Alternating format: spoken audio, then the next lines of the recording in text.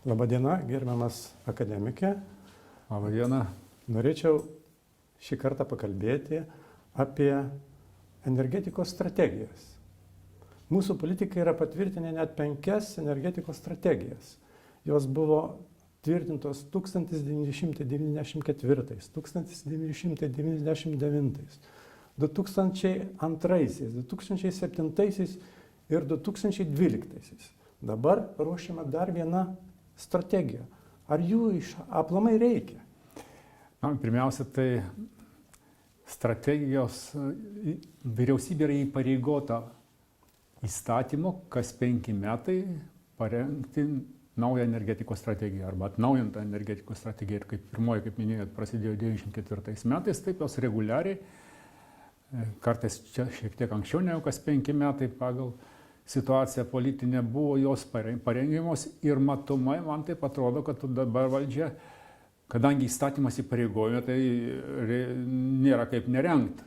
Nors situacija šiandieną energetikoje regione visam, ne tik Lietuvoje, yra tokia, kur mano nuomonė reikėtų susilaikyti nuo energetikos strategijos kol kas ruošimo, nes aplinka visą taip smarkiai keičiasi ir kai kur sunkiai prognozuojamai. Vėliau aš gal pavyzdžių pateiksiu, kad ta strategija, ją nespėjai paruošti, praeina metai kiti ir jinai visiškai pasenus. Nuleisim mūsų paskutinė strategija, kur ten buvo valdžia prisiekus pastatyti atominę elektrinę. Visi žinom, kuo tas baigėsi. Taip, kad gal valdžia su laiku ir sugalvos, kad reiktų atšaukti, visai didžiųjų valstybių energetikos strategijų neruošia. Skaitant Jungtinės Amerikos valstybės, nėra tokio dokumento kaip energetikos strategija.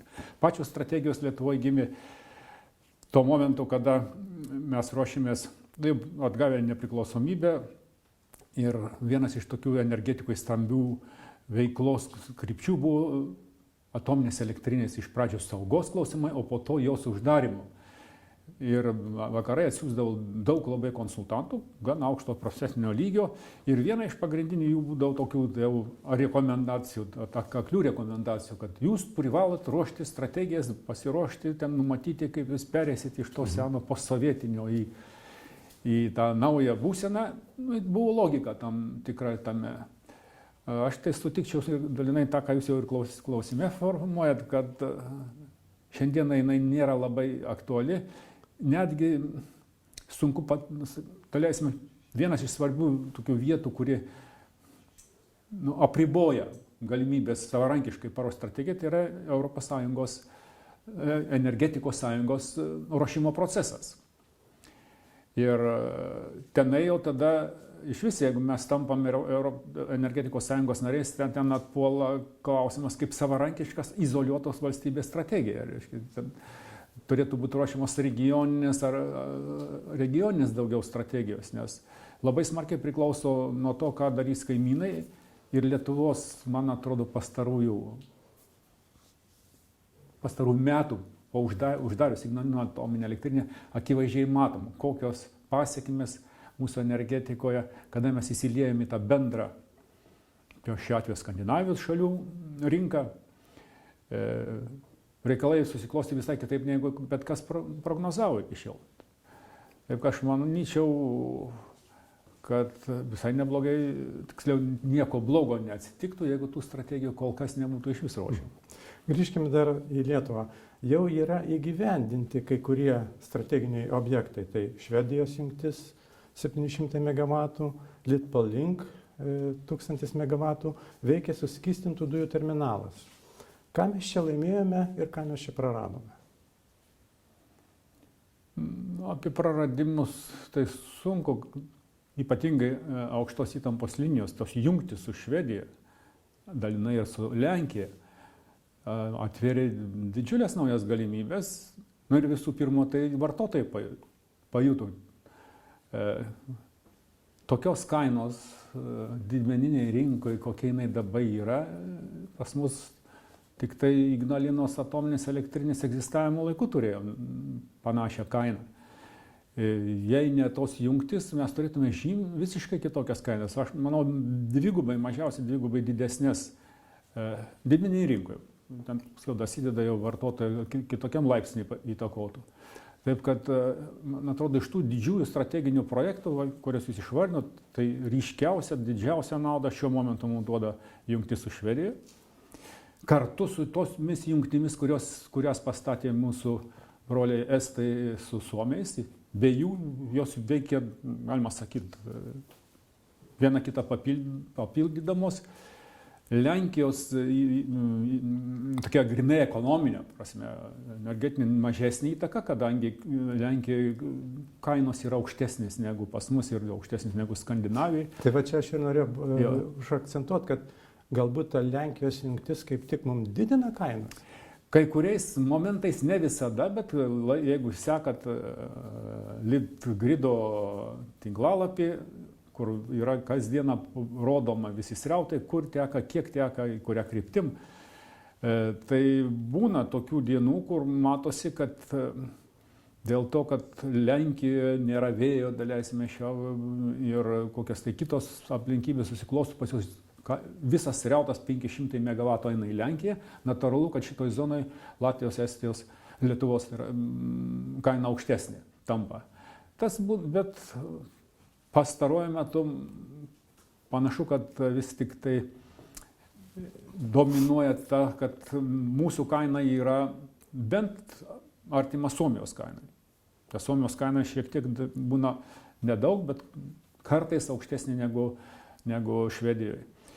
Bet ir tai yra ten pusės cento skirtumas. Bet kuriuo atveju mes labai stipriai išlošėm turėdami tas jungtis. Nes pati Lenkijos jungtis žymiai padina patikimumą. O dabar Švedijos jungtis kažkaip tai įtartina, kad jie labai dažnai genda. Kas ten per problemos? Aš jau čia reiktų klausti gal Litgrido žmonių, bet kiek teko girdėti, pagrindiniam su movom, nes iš kabeliai, jie jos ištisinius negali pagaminti, jos reikia sujunginėti. Ir kažkur tai konstrukcijoje yra silpnų vietų movose. Iš vis ta technologija nėra tokia jau sena. Dar daug kur yra, sakant, atidirbimo stadijoje. Bet žinant, kad tas viskas pagaminta ir suprojektuota yra tokios garsios firmos ABB Švedijoje, žinant jų kompetenciją, man atrodo, anksčiau ir vėliau gan greit turėtų šitas klausimas būti išspręstas. O gal čia kažkoks yra politinis momentas? Ne, tikrai diversijos kažkokia? Ne. Tikrai Jeigu nėra. būtų diversija iš karto, būtų, man atrodo, paskelbta ir čia grinai techninė. Kiek žinoma, tai ir kitos jungtis, kurios pirmus 2 metus Prisidirba. turi problemų. Šita jungtis palyginti ilga yra, nors kaip nekeista, pagrindinės lygtai problemos yra sausumos zonoje, ne po vandeniu. Bet čia yra laikina problema. Šiandieną daleisime 700 MW iš Švedijos į Lietuvą teka. O dabar apie dujų terminalą. Čia turbūt daugiau yra problemų. Matot, tai yra labai stipriai politinis projektas. Jisai tokio, galim sakyti, politinio entuzijazmo išdavoje gimė, labai staiga. Dėl to, kad labai greit ir staiga norime padaryti, už tai teko stipriai permokėti, tai yra didelė jo vertė, iš ten išeinant nuomos kaina yra aukšta. Sutapo tas terminalo atsiradimas su kainų kritimu pasaulinėje rinkoje dujom, tame skaičiai ir Gazpromas nuleido. Tai dalinai tas kompensavo, jeigu nebūtų dujos atpigę, tai būtų labai stipriai mes būtume pajutę, nes terminalų eksploatacijos išlaidos yra gan didelis. Aptarnavimo ir tos nuomos mokestis. Ir jeigu jūs paimsit kainas, kurias turi, kiek moka už dujas didieji vartotojai, tai pagrindiniai centralizuotų šilumos tiekimo kompanijos. Tai jų kaina, kurią jie dabar moka už dujas, yra nedaug mažesnė negu kiek jie mokėjo, kada buvo tas kainų pikas 2004-2005 metais. Tai yra pats terminalas mums davė tą tokią politinę technologinį stabilumą, gali ką nori daryti, gali visai nutraukti Rusai dujų tiekimą, mes tas dujų pakankamai turėsim. Tačiau dėl to, kad dar tada, matomai, valdžia mažiau konsultavosi arba mažiau dėmesį skiria prognozėm, per tą laiką, kol mes nuo sprendimo iki įgyvendinimo, dujų suvartojimas labai smarkiai krito.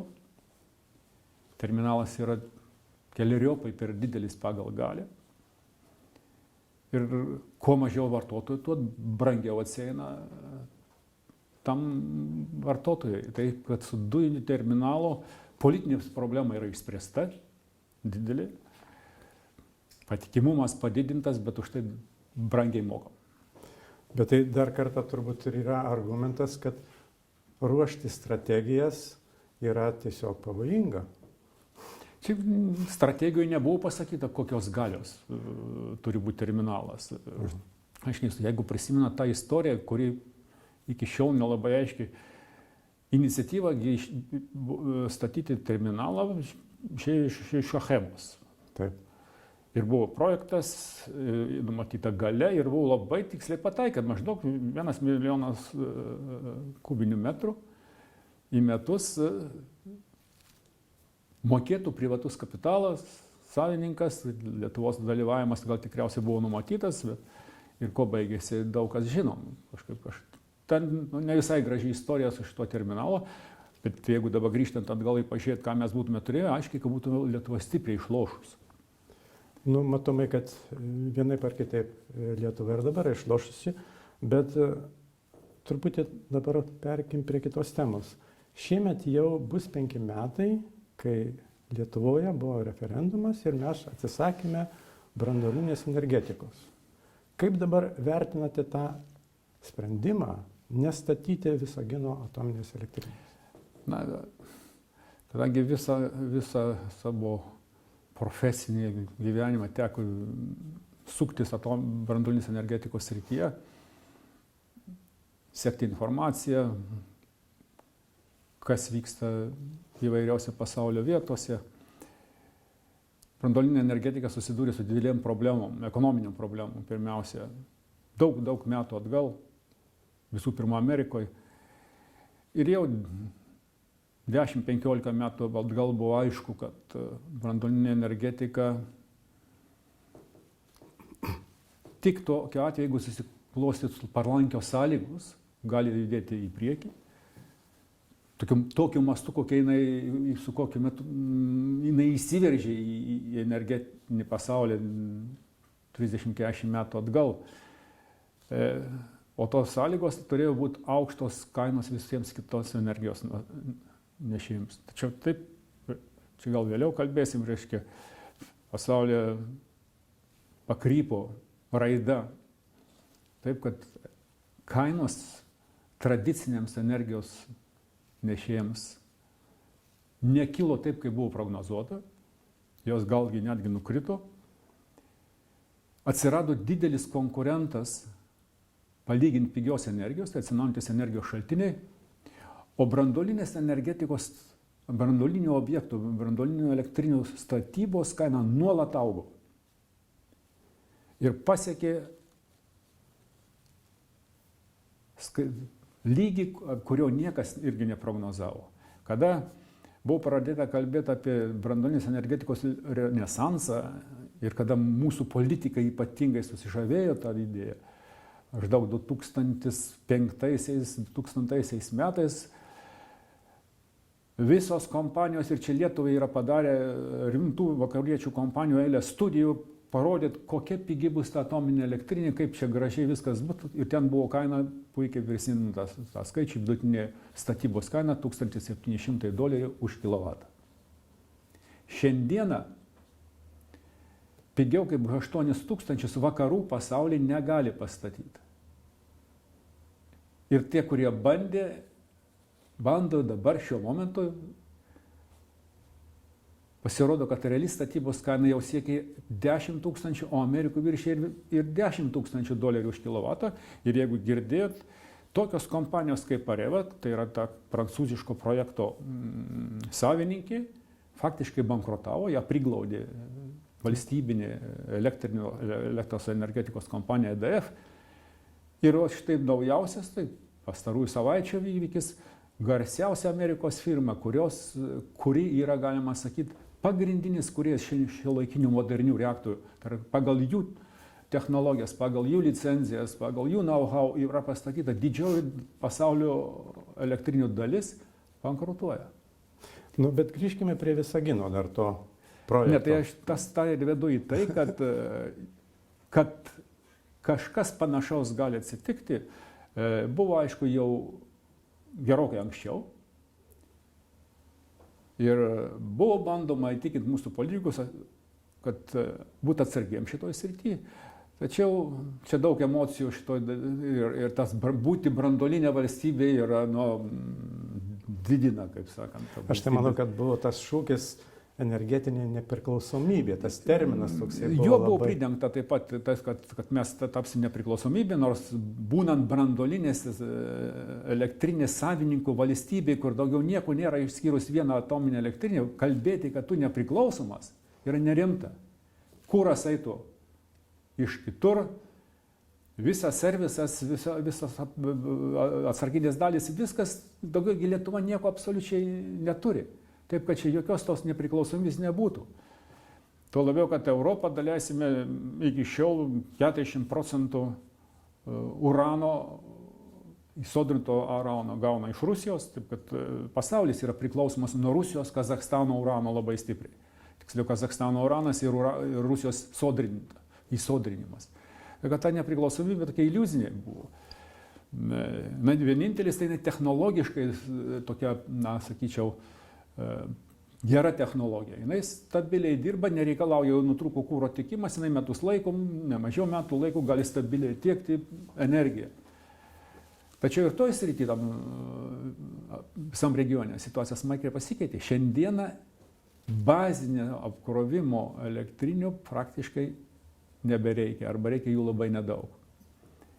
Kada į rinką įsiveržia atsinaujinantis labai smarkiai kintantis generatoriai, visam regione.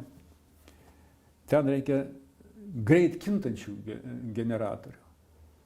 Ir tokį mes turim. Tai yra elektrino 9 blokas. Bet jisai nėra labai modernus. Ar nereikia dar vieno? Jo trūkumas tas, kada buvo priimami sprendimai, o ką statyti.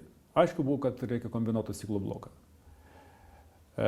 Tada prasidėjo žiūrėti, kokie čia pigiausi variantai. Tai pigesnis variantas, jeigu pasirenki bloką, kuris skirtas tokiam stacionariniam darbui, baziniam apkrovimui. Ir iš tikrųjų buvo galvojama, kad jeigu viską Lietuva atominė elektrinė praranda, tai vis tiek reikalingas bazinis generatorius, kadangi tai yra pats efektyviausias, 60% energijos pirminės virsta elektra, tai tegu jis ir dirba maksimaliai efektyviai. Bet dėja, kaip matome, kad jisai į mėnesį ten vieną kitą dieną tik paleidžiamas. Ir jo nebereikia, net ir jo. Būtų žinoma geriau, jeigu jis būtų buvęs pastatytas, yra variantas, kuris beveik tas pats, išskyrus, kad jis žymiai greičiau ir lankščiau gali keisti apkrovą. Kas su šituo bloku šiek tiek sunkiau. Bet kadangi mes turim hidroakumuliacinę elektrinę, tai jie vienas kitą gerai papildo. Bet ją irgi reikia modernizuoti. Be abejo. Ypatingai jos modernizacija, man atrodo, paskatins ar privers mūsų dalyvavimas Europos energetikos sąjungoje ir iš vis tam bendroji rinkoje buvimas, ypač sinchronizacija. Kada mes atsijungsime nuo tos didžiosios rytų kaimynės sistemos, o prisijungsim kaip dabar siūloma, per vieną liniją su Lenkija, mes tokių šuolių kaip dabar, kad iš karto 200 MW šuolinį per kelias minutės įjungiam, dadedam dar 200 MW, staiga visiškai išjungiam ir sistemai savo puikiausiai dirba. Tokių šuolių negalės daryti. Tai reiškia reikalingas blokas, kuris švelniai galėtų. Apie tai kalba eina 5 bloko statymą. Matomai, kad tas faktas, tas sinchronizacijos procesas reikalaus arba rekonstruoti tuos blokus, arba statyti vieną bloką, kuris papildys ir neleis tokių didelių šuolių vien per trumpą laiką apkrovime arba generaciją daryti. Aš dar norėčiau grįžti prie Visagino projekto. Jam buvo planuojama skirti apie 4 milijardus eurų. Tai yra pakankamai dideli pinigai. Čia perskaičiuota iš litų į eurus. Ir dabar žiūrint į tą kas vyksta pas mus, reiškia energetikos sistemoje, mes matom, kad vis tik tai dar tas Visagino energetinis blokas lyg ir paliekamas, lyg ir vystomas tam, kad ten dar būtų galima pastatyti kažką tokio. Man atrodo, kad pas mūsų politikus, mūsų valdžioje kol kas nieks nedrįso pasakyti galutinai, kad pamirškim šitą projektą. Tai nuėjo tuo keliu, kad ypač praeitą vyriausybė, kad tyliai sustabdė visus judesius toj srity, paliko nedidelę grupelę žmonių, kad ten sektų, kas dedasi pasaulyje. Bet, kaip aš jau jums minėjau, situacija pasaulyje atominės energetikos srity juda tik į blogą pusę. Tai yra vis brangsta. Jeigu tokios firmos kaip Areva ir Westinghouse bankrutuoja, o faktiškai ne tik Westinghouse, bet ir jo savininkas Toshiba bankrutuoja. Tai yra oficialus procesas jau. Reiškia, vyksta. Tai tas rodo. Amerikiečiai ir bankrutuoja dėl to, kad stato 4 blokus. Amerikoje valstybė, kur turi visą infrastruktūrą, pramonę, kur pats Westinghouse'as geografiškai yra Pittsburghe, Pensilvanijoje, nesugeba pastatyti pagal projektą numatytą kainą. Bankroto esmė kame reikal, esmė, kad jie papuolė tokią finansinę padėtį, kad projektuota statybos kaina pasirodė yra žymiai mažesnė negu iš tikrųjų, jie jau toli pažengė. Nu, statybai ir didesnį jau šiandieną turi 8-9 milijardų perviršį. Tas iššaukė finansinės problemas Toshibai ir tie reaktoriai dar nebaigti, dar juos reikia užbaigti. Lyg tai Amerikos vyriausybė žada tiesiog gelbėjimą subsidijuoti, kad nei šis, nei tas 4, vis tik 4 reaktoriai palikti tokie nebaigti. Nors Amerikoje tokių atvejų, kad po 20 metų stovėjo pusiau nebaigti reaktoriai, visai normalu. Prieš metus paleido tokį reaktorių, kuris statė 25 metus. Amerika yra valstybė, kur politikai neypatingai gali ką nors versle ar energetikoje. Ten ekonomika. Ir Amerikoje branduolinė energetika sustojo 20 metų mažiausiai atgal, 30 metų atgal. Dėl to, kad jau tada Amerikos sąlygom jinai pasidarė nekonkurencinga. Bet, pavyzdžiui, dabar paskutinės žinios, kad Jungtinė karalystė vis tik tai nutarė statyti savo tą branduolinę jėgainę. Bet tai jie atvirai ir sako, kodėl jie nusprendė statyti. Jeigu jūs išgirsit, už kokią kainą sutarė su prancūzais, ten Electricité de France pagrindinis akcininkas yra, kartu su kiniečiais 40% akcijų. Nežiūrint, kad jau betonavimo darbai prasidėjo, bet dar daug yra abejojančių, kad ar bus įgyvendintas tas projektas. Sutarties kaina yra tokia, kad supirkimas iš statytojų vyriausybė įsipareigoja 35 metus mokėti už tą kažkur netoli 12 euro centų už kilovatvalandę.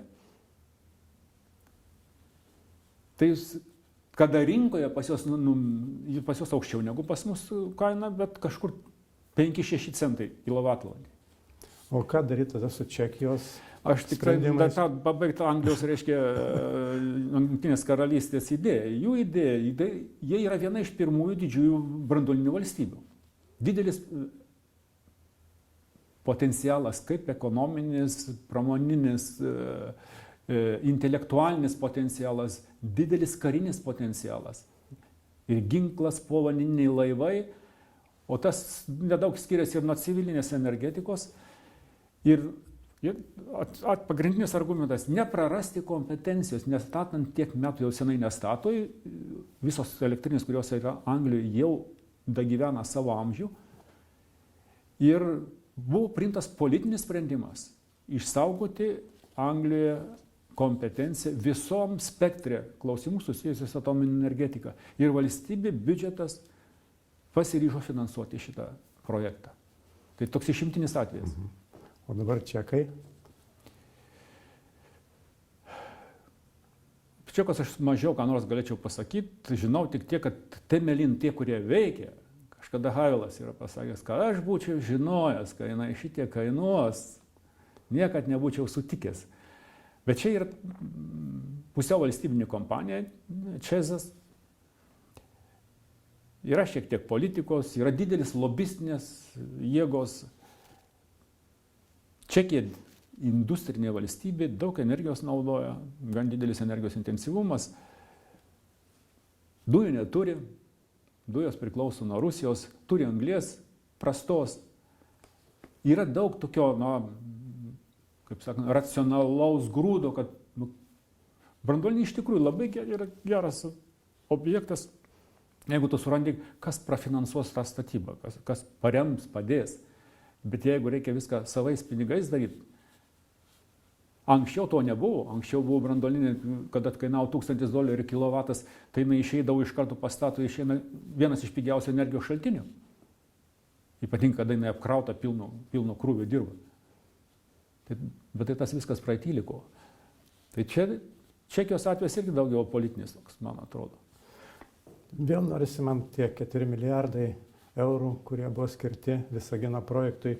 Kaip juos galima būtų panaudoti Lietuvos energetikos sistemai, atseit perėjimai prie vakarų sinchronizacijos? Tai iš kur čia ir yra klausimas, iš ko Lietuva būtų mokėjus. Čia 4 milijardai, tai yra ta kaina, apie kurią kalbėjo įrangos tiekėjas, tai Hitachi, kad jisai atsėtų už 4 milijardus, ten su kažkiek tai atskaičiuokim, 4 milijardai dalinti iš vieno bloko milijardas, tai yra 1350 megavatų, nepilni $4000 už kilovatą. Aiškiai neteisybė, aiškiai netiesa. Garantuotai būtų dvigubai daugiau ta statyba. Jeigu niekas kitas negali pastatyti, tai tokiose valstybėse kaip Amerika arba prancūzai pas save, kur stato Flamanville elektrinę, kur jau artėja irgi prie 8-9 tūkstančių eurų už kilovatą. Tai kaip pas mus be infrastruktūros, be nieko, pigiau pastatytų. Čia buvo pas mus tokia klaida, kad labai tiki, kai čigonas arklį nori pardavinėti ir jis jį labai gyrė, tai tas pats Hitachi tą patį darė. O kai tik tai pradeda statyti, jau po to tu pagautas esi. Viskas, kur tu dėsis, mokėsi kiek reikia. Čia, bet šito niekas nenorėjo girdėti. Tiesiog, bet laimė, kad tas referendumas kažkiek tai psichologiškai palengvino tos problemos sprendimą, nors jis buvo neįpareigojantis, bet jau vis tiek buvo sunku. Socdemai jautė, kad su to projektu bus problemų, gal dalinai didžiausi entuziastai buvo konservatoriai, bet man atrodo, niekas nenorėjo įsigilinti į teisybę, į tiesą ir išgirsti realius skaičius, klausė arba įrangos tiekėjo, kaip šiuo atveju Hitachi. Nors tas pats Hitachi gal ir per daug neiškreipė, kadangi jis nieko pastarosius 10 metų nieko nestatė kitur negu Japonija. Japonijoje statyti yra vienas dalykas ir statyti kitur. Ten Japonijoje gamykla stovi ant krantų, visi stambus gabaritiniai pagaminti, užkrauna ant baržos ir nuplukdo į sekančią pakrantę ten už kokią 100 km mylių, kur irgi viskas ant kranto. Tas viskas pigiai kainuoja. Šičia, kada aš vien tik tai milijardas kainuos mums transporto sistemų sutvarkymas atvežti iš Klaipėdos iki Visagino. Čia mums pasisekė,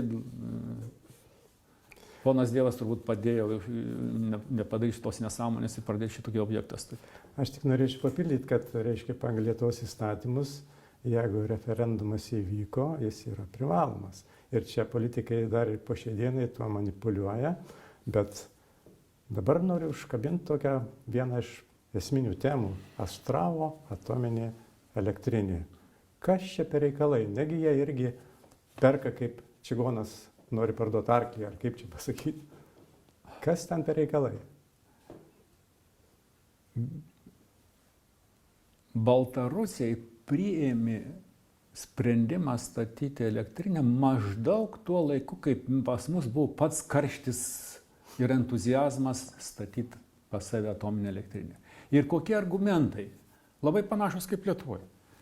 Baltarusija, kaip ir mes, neturi jokių savo pirminės energijos šaltinių, išskyrus atsinaujinančius, kaip visi. Šiek tiek naftos, labai nedaug. Labai panašiai Lietuvos situacija.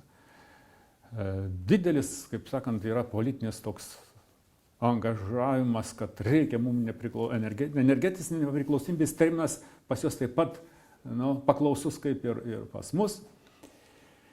Toliau, tuo metu, iš tikrųjų, čia negražų vaidmenį, turbūt vaidmenį iš vis pasaulyje Tatena, kitos konsultacinės firmos, Šveicaro, ten Kolenko ir panašiai, kurios piršų visur važinėjo ir rodė ataskaitose, kad kainuos kaip Lietuvos atveju, $1700 už kilovatą. Tai įsivaizduokit, Baltarusiam rusai tai dar labiau įpiršinėjo tos skaičius, kad ir patys rusai tikėjo. Aš gerai žinau tas konstruktorių biurus, kurie dirba prie šito. Tai visai dar 5 metai atgal jie tikėjo, kad už $2000 kilovatą galima pastatyti. Tai kada nueina politikam, pradeda aiškinti, kurie nelabai nutokė visai šitą reikalą, jie patikėjo. Aš tai matau problemą vieną, kur tokį sąmoningą, gal sakyčiau, ne visai draugišką veiksmą, tai vietos parinkimo klausimas. Kodėl parinkta čia? Ir tai, čia galima, matomai yra keletas veiksnių, bet vienas buvo, kad kadangi rusai finansuoja šitą projektą ir, žinoma, kaip paskolą, tik ilgalaikį, tai rusai įsitikinę buvo, kad kai vokiečiai uždarys atominės elektrinės savo, ten didžiulis energijos badas, čia tik duokit mums elektros bus. Tai jie čia Baltarusių, kaip sakant, padėjo apsispręsti ir Kaliningradė pradėjo statybą. Kaliningrado statyba buvo atominė elektrinė absoliučiai skirta tik tai eksportui. Kaliningradas šiandieną pas mus, mes esam jų trečdalį gaminamos elektros perkam. Galbūt ne vien tik eksportui, pas juos ten yra raketos, kurios reikalauja. Raketom ten jokas tos energijos, tos raketose pats kūras yra įdėtas, atvežtas kūras, kuris, o ten, tai mes gyvo šiandieną darėsime, šiom dienom. Iki 500 MW, dar taip nebuvo, praeitą savaitę Lietuva importuoja iš Kaliningrado, reiškia, jie gamina. Visą laiką vidutiniškai 300 MW teka iš Kaliningrado į Lietuvą. Reiškia, jie turi tokio dydžio perteklių, tokį pastovų, stabilų. Jie pasistatė 2 kombinuoto ciklo gerus blokus, panašiai kaip elektrėnai, tik termofikaciniai, apšildyti Kaliningradą. Ir sako, kad dabar dar kažką tai stato. Tai, bet jų pagrindinis paskata buvo, tai, kad pastatys ir eksportuos. Deja, situacija taip pasikeitė, kad Vokietija ne deficitinė valstybė, o yra didžiausia Europoje elektros energijos eksportuotoja. Nieks daugiau už Vokietiją energijos pastaraisiais metais neeksportuoja. Iki 30 teravatvalandžių, 36 teravatvalandės berods. Reiškia, pernai metais Vokietija eksportuojanti valstybė. Jiem tos energijos nereikia, Lenkam dėl politinių priežasčių jie niekad nesutiktų, kaip ir Lietuva, nesutiktų, kad Kaliningrade pastatytų elektrinę, o mes pirktume iš tenai. Tai jie dabar jau pajuto, užtat sustabdė tą statybą. O Baltarusija pasirinko aikštelę, kuri arčiausiai sienos ir svarbiausia tinklai visi šalia buvo, tie, kurie tarnavo Ignalinos reikalams. Ignalina, iš Ignalinos perduoti link Gardino, nuo Gardino netoli Lenkiją. Ten daug yra tiesiog normalių, inžinerinių, tokių, sakyčiau, racionalių idėjų pagrindų buvo apsispręsta statyti atominę elektrinę, išskyrus vienintelį, kad jiem buvo pasakos, jie patikėjo pasakomą apie pigią statybą. Na ir, o arti, kai kas tvirtina, kad galėjo būti politinis noras Lietuvai biskį pakenkti, gali būti, aš čia šitoj srity nežinau, mes statėm 3 km atstume nuo Baltarusijos elektrinės. Nuo sienos? Nuo sienos, taip. Čia Vilnius 50 km. Tai antra, čia yra švariausia jų zona, visa pietinė į pietus nuo Minsko, man atrodo, būtų sunku jam susitarti su visuomenė, nes ten pyktis prieš branduolinę energetiką gan stiprus yra Baltarusijos pietuose, nes jie gavo daugiau negu ukrainiečiai to Černobylio pasiekmių. Labai sudėtinga, labai kompleksinė problema, taip kad kaltinti vien tik juos, kad jie ten sąmoningai tik mums kenkt, nemėtų tiek milijardų vien tik, kad Lietuvai pakenkt. Tai jie pastatys ją ir laiku? Manau, kad taip. Manau, kad pastatys. Tik žymiai ilgiau. Laiku tikrai ne. Manau, kad ne. Viskas gerai judėjo, kol betono reikėjo daryti, kol betono darbai, kur daugumoje Baltarusijos darbo jėga ir jie patyrė statybininkai. Bet kai prasidės, o dabar prasideda, tik dabar visai nesenai sukėlė korpusus dviejų didžiausių komponenčių, tai yra reaktoriaus korpusas ir garo generatoriai sukelti. Jos tai sujungti reikia, sumontuoti. Ten pagrindinis darbas, ten saugos kokybės užtikrinimo problemos. Ten dirbs pagrindiniai rusų montuotojai. Rusai turi dar kelis objektus stato ir pas save, ir Indijoje, ir Kinijoje, man atrodo, dar. Tai labai abejotina, žinant, kad Peterburgo ar Leningrado atominė elektrinė, kur stato jie analogišką, kaip čia Astrave, vėluoja jau kažkas 3 ar daugiau metų, nesugeba pas save, galima prisakyti, pačiam centre, kur visa know-how, visa technologija, infrastruktūra yra ten. Labai abejoju. Beveik, manau, neįmanoma pastatyti laiku, nes jau ir vakarietiškai, kada sakydam, kad vakarietiškai ten tvarkos daugiau, geriau, nuo vakariečiai jūs matot, kas atsitiko. Suomiai 10 metų stato, prancūzai 10 metų stato, amerikiečiai matot, kur įklimpo ir įklampino didžiausią kompaniją Toshiba. Su branduoline energetika reikalai sudėtingi. Priežastis, matomai, buvo bandoma padaryti reaktorių super saugų visumoje. Tiek Rusija, tiek amerikiečiai, tiek japonai. Bet tas super saugumas padarė super sudėtingus tos reaktorius. Ir brangius. Ja, atitinkamai toliau brangus. Jau šitai rezultatas. Tai aš dabar noriu paklausti, iš esmės pas mus dabar vyksta tokios lyg ir lenktynės. Kas greičiau? Ar mes greičiau perėsim į vakarų sinchronizaciją, ar jie greičiau pastatys atominę? Kokia jūsų nuomonė? Aš nemanyčiau, kad čia koks tai ryšys ar kokia tai... Mes dabar pasižiūrėkite, jeigu kada srautus elektros energijos į Baltijos valstybės, iš Baltarusijos labai nedidelis srautas, lyginant su to, kas buvo kai tik ką, kaip pirmieji metai po Ignalinos uždarimo. Reiškia, pagrindinė dalis eina iš Skandinavijos ir mūsų šiaurės kaimynų, Latvijos ir iš Estijos ypatingai. Latvijos tai tik pavasarį. Tai Baltarusijos srautas yra palyginti nedidelis. Ryšium su tuo, kad skandinavai, visi skandinavai kartu sudėjus, danai, švedai, norvegai ir suomiai, prognozuoja iki 50 metų turi didžiulį generuojančių galių perteklių. Jie skaito, kad potencialą 50 TWh eksportinį potencialą jie išsaugos iki 50 metų.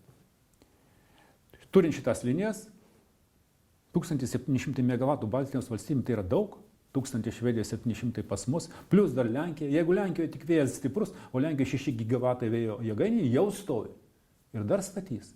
Kai tik vėjas papučia, Lenkijos kainos irgi nuvažiuoja žemyn. Taip kad, o mūsų suvartojimas, tai žinot, tik tai 10-11 TWh. Tai mūsų ir taip, kad vėjo jėgainės. Mes galim visiškai atsijungti ir jau mes realiai esame atsijungę, tokia komercinė prasme nuo rytų. Labai maži srautai, jeigu pažiūrė Estijos ten srautus, nedideli ten 300, dažnai teka jau dabar iš Estijos į Rusiją. Taip kad čia nėra kažkoks, kaip anksčiau galvojom, mes būsim Ignaliną uždarom, viskas tampam priklausomi nuo Rusijos. Viskas pasikeitė. Dingo ta priklausomybė. Vienintelis didelis srautas, iš kur pastoviena, iš Kaliningrado srities, kol kas. O kaip ten dabar su to Kaliningrado ar Karaliaučiaus kraštu? Jie lyg tai jau nesiruošia pereiti į vakarų tą sinchronizaciją. Kokios ten problemos? Ar aplamai yra problemos? Aš manau, kad ateinantį ketvirtadienį tas mūsų seminaras tą temą skirtas ir bus visi vadai Litgrido kalbėsim, nes čia tikrai yra didelė politinė problema.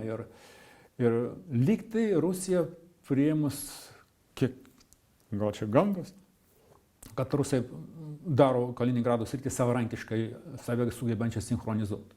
Stato mažus lankščius dujinius blokus.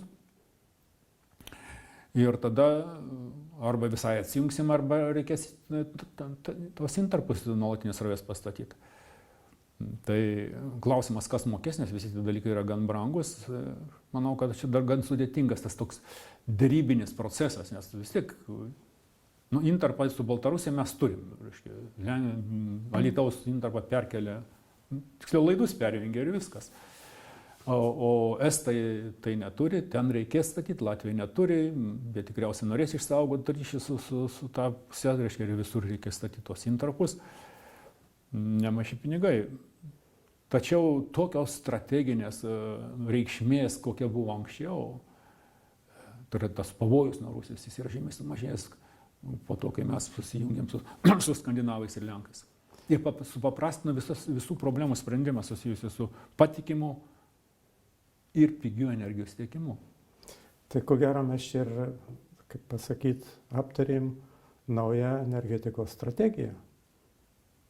Kadangi palėtėm visas mūsų mums svarbias temas. Kad ta strategija, jeigu pažiūrė tas, kur vardėjo 5 strategijas, prie visų jų rašymų teko dalyvauti ir jeigu į strategiją įdėsi ką nors nepagrįstų, tas niekas ir neįvyks. Gyvenimas pats savo, kaip sakant, kelią savotiškai optimizuoja, suranda protingiausius sprendimus. Šiuo atveju Lietuva tokia keistokai padėti, jeigu kam nors kaimynas pasakai, kiek Lietuva šiandieną gamina elektros energijos. 30-20% nuo poreikių. Būna dienų dar mažiau. Liktai kovo mėnesį, man atrodo, mes 80% importavom. Keletą metų atgal, kaip taip gali būti politikų tarpe, tas, kas man labai nepatiko, tas ir paskutinės strategijos pavadinime, energetinės nepriklausomybės strategija. Nerimta šiais laikais. Šiais laikais viskas persipinę ir tarpusavio priklausomybė. Ir kuo didesnė tarpusavio priklausomybė, aš turiu galvoje šiuo atveju Europos Sąjungos, energetikos sąjungą, tuo tas energijos tiekimas patikimesnis ir tai yra kelias į pigiausios energijos patiekimo vartotojai. Ir pabaigai tada norėčiau kelis žodžius, kad pasakytumėt apie tą Europos Sąjungos energetikos sąjungą. Energetikos sąjunga, ta idėja taip atmosferoje, kaip sakant, tyrojo jau senai, vienas iš tokių didesnių, gan senai, bet tokia, kaip sakant, jos aktualumą sukėlė tos energetinės sąjungos kūrimą, tas periodas, kada dujų kainos aukštos buvo, visa Europa pradėjo didelį jaus nerimą dėl ateities ir ypatingai rytų Europos valstybės šalis, atsimenat, Lenkija inicijavo tą jau pokalbį, kad čia reiktų įvesti, kad būtų vienas bendras pirkimas dujų iš Rusijos, ne kiekvienai valstybėje, o bendras pirkimas, tai atseit tokia kaip energetinė sąjunga sudaryti. Bet tas karštis praėjo, kadangi kainos nukrito, pasaulyje problema yra ne kur gauti dujų, o kaip surasti pirkėją dujų. Šiuo metu tokia situacija susiklostė. LNG terminalai, kurie pasistatė, ypač tie suskystinimo gamyklos, kurios skystina dujas ir nori paskiau parduoti Ameriką ar Australiją. Tas praeities aukštos kainos taip paskatino, visi galvoja, kad čia ilgam toks dalykas, visi metė milžiniškus pinigus ir pasistatė tų terminalų skystinimo dujų daug. Ypatingai pastaruoju metu šiais metais pradės eksploatuoti Australijos. O poreikiai energijai tai neauga. Rytų, tai yra Europos Sąjungos, OECD angliškai, šitą lietuviškai, ta 35 valstybių sąjunga, tokia išsivyščiusių valstybių sąjunga. Ten energijos poreikiai jau nebeauga. o didžiosiose valstybėse, stipriosiose valstybėse net mažėja. To išdavoje rinkoje šeimininkas pasidarė pirkėjas, o ne pardavėjas.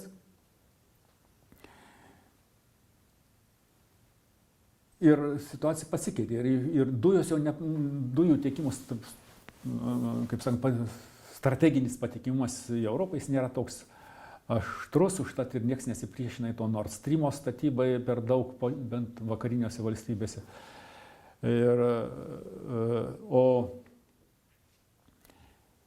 Bet atsirado kitas labai didelis veiksnys, kuris stipriai pozityviai veikia tą idėją vienytis ir kurti energetikos sąjungą. Tai yra atsinaujinantys energijos šaltiniai. Jie yra nestabilus generatoriai ir jokia valstybė negali susitvarkyti su sistema, kurioje yra tų generatorių pradeda artėti prie 30% bendros sistemos galių. Jiems reikia susijungti su kaimynais. Kadangi tas pulsavimas skirtingų laikų suderina, tam reikia galingų jungčių, tam reikia turėti kažkokius tai susitarimus, reguliatorių susitarimus, sistemų operatorių susitarimus. Natūralu, kad tai visiškai logiška išvada turėti teisiškai pagrįstą kažkokią tai struktūrą. Gaila, jinai juda lėčiau, ne tai, kad lėčiau, jinai juda maždaug kol kas pagal planą, tačiau jinai yra tokia, kaip sakant, loose angliškai. Nėra stipriai įpareigojanti. Jinai daugiau savanoriška. Yra ten keletas momentų, kurie įpareigoja, dalesim, kiekviena valstybė yra įpareigota pateikti, ten ne strategija vadinasi, o energetikos raidos planus. Principus. Ne principus, pačius planus, kur, kiek, ką statysi, iki, man atrodo, iki 35 metų dabar, tą turim padaryti iki 18 metų visi ES nariai. Bet tie planai turi būti suderinti su visais kaimynais. Iš ne taip, kai anksčiau mes savarankiškai strategiją priėmėm, Seimas patvirtino ir viskas. Dabar turėsim gauti ir iš Latvijos išvadą, ir kad kaip tas bus padaryta, ten daug kas yra parašyta, tada turbūt nelabai ir įsivaizduoju, kaip pats procesas realiai judės. Tai Latvija iš Lietuvos irgi turės? Taip. Jeigu mes norim atominę elektrinę, tai čia geras pavyzdys. Norėtum tęsti atominės projektą. Latvija sakys ne, kadangi tai yra, aš žinau, kad jisai bus labai brangus, aš tos elektros negalėsim mes pirkti, tada valstybė turės subsidijuoti, subsidijos draudžiamos. Jau nebeprastumtum ko gero to projekto. Jau dabar nieko neapmausi sakydamas, kad už $2000 pastatysi kilovatą. Jau dabar visi pradeda žinoti, nes jau yra, ateina Suomis, pasako, kiek jam kainuoja, prancūzas tuo labiau, o dabar dar čia visuomenė nelabai ir žino, tik tai siauras ratas, tas Westinghauso bankrotas. Tai, žinoma, ten bankroto, kaip sakant, ar įžanga, gal juos kas nors nupirkti, jie pasiskelbė, gal kas nors nupirks, reiškia, išgelbės, tada to šybą parduoda Westinghausą. Realus pirkėjas vienintelis, jeigu ir atsirastų, tai gali būti tik tai kiniečiai. Nes kiniečiai stato 4 tokius blokus to projekto, tos AP1000 garsus skaitosi. Daug kas skaito, kad tai yra pats tobuliausias, moderniausias ir saugiausias reaktorius iš to, ką šiandien pasaulis gali pasiūlyti. Nežiūrint to, matot, kuo jam baigėsi. Tai taip išeina, kad reiškia Europos energetikos sąjunga lyg ir ta mūsų perspektyva ir ta mūsų strategija aplamai paėmus. Stipriai įtakos, be abejo. Bet mano nuomonė, Europos sąjungos, energetikos sąjungos kūrimas mažom valstybėm yra ypatingai naudingas. Tai yra, dalis Lietuvos pavyzdys absoliučiai gerai rodo. Reiškia, didieji kaimynai, aš skandinavus skaitau sumoj paėvas jau didysis kaimynas, vokiečiai, dėl poros tokių rimtų priežasčių naujų pajėgumų pastaruoju metu įvedinėja tiek daug, kad susiformavo didelis galių perteklius. O mes per tą laiką pasistatėm linijas, Tai tada natūralu ir man patinka mūsų Lietuvos energijos vadų politika šiuo atveju ir elgesys, jie tuo naudojasi. Padėjo į šoną visą tą demagogiją apie nepriklausomybę ir importuoja 70-80% elektros energijos ir išdavoja vien tik Lietuvos energijos. Pelno mokestis valstybei yra lygus visų kitų valstybės įmonių mokesčiai, pelno mokesčiai valstybės biudžete. Prašau. Tai aš tai esu gerai įsitikinęs. Ir jeigu kam nors pasakysi, jiegi nieko neeksploatuoja. Elektrinai visi stovi, Kronis tik tai, vienintelis. Ir štai pigi energija. Naktį 2,5 centų, 2,8, šiąnakt 2,8 centų dalėsime. Ir nusipirkit už 2,8 centus, 30% prarandi nuo to pompavimo aukštyn žemyn, bet tai tu gauni ten už 3,5 centų dieną, kada rinko kaina 4,5 centų. Užtat tai puikiai finansiniai padėti. Ir tik jau durnas būtų, jeigu šito nepasinaudotų. Gerbiamas akademikė, matau, kad jūs labai optimistas mūsų ateitim. Ačiū už laiką ir šį pokalbį. Aš pirmą kartą optimistas pastaruoju metu energetikos. Anksčiau truputį man ten atominė elektrinė galvoju, jeigu ją pradės statyti, jos nepastatys, ko gero. Nes atvesi finansinį bankrotą ir didžiulį tragediją ekonominį. O dabar viskas gražiai gavosi. Ten ir tos statybos atsinaujinančių šaltinių dar toliau judės, jos juda. Aš tikiu. Primažino, palėtino, nes jau Vokietijoje 30%, kasgi, kada čia, 15 metų atgal, ten keli procentai buvo Vokietijoje. Vokietijos energijos suvartojimo lygis 30% iš atsinaujinančių energijos šaltinių. Danija, tai žinom, kad 40, bet tai mažyti valstybė, kaip Lietuva beje. O ten tokia valstybė. Pernai metais, žinot, kiek saulės jėgainių yra įvesta pasaulyje? 77 gigavatai. Ir 65 vėjo energijos gigavatai. Tai Lietuvos energetinės sistemos bendra galia yra kažkas nepilni 2008, pikinis apkrovimas 1700 megavatų. Tai yra 1,7 gigavatų. O čia saulės jėgainių 77 gigavatai per vienus metus. Kiniečiai 37 iš tų 77. Bendrai visas progresas Kinijoje. Ir pas mus vystos ir mainų energetika. Prekyba. Gerai. Taip. Jeigu yra bendra rinka, Europos Sąjungo atviros sienos, ne tik tai žmonėms judėti be paso, ir elektronai gali judėti laisvai dabar visą. Ir linijos yra. Čia, sakyčiau, didelė sėkmė pastarųjų metų Lietuvos. Ačiū labai. Nėra už ką. Malonu buvo.